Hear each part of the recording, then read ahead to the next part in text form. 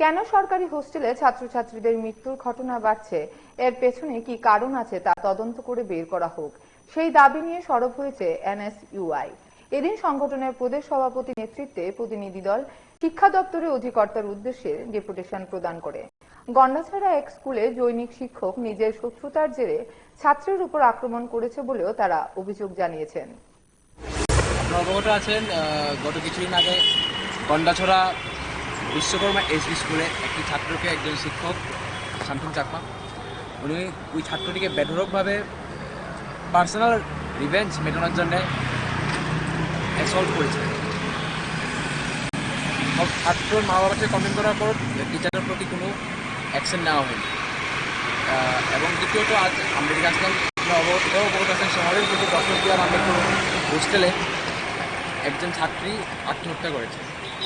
আমরা দেখতে পেলাম ইদানিং গত 3-4 মাসে এই ত্রিপুরাতে দুটো আত্মহত্যা আছে হোস্টেলে, সরকারি হোস্টেলে। তো এদিনই আমরা ডাইরেক্টর অফ স্কুল এডুকেশনের কাছে একটা মেমোরেন্ডাম প্রদান করতে আসলাম যে কেন এইসব ঘটনা হচ্ছে, এইসব নিয়ে তদন্ত করা হোক। বিজেপি সরকারের আমলে আমরা দেখতে পেলাম যে রাজ্যে ছাত্রছাত্রীদের আত্মহত্যার যে rate of suicide by students এটা বেড়েছে। আপনারা নিজেই দেখছেন গত 2 মাস 3 মাসেই 2-3টা হয়ে গেল ছাত্রছাত্রীর আত্মহত্যা। এর থেকে স্পষ্ট যে মেন্টালি ছাত্রছাত্রীরা স্যাটিসফাইড নন, হ্যাপি নয়।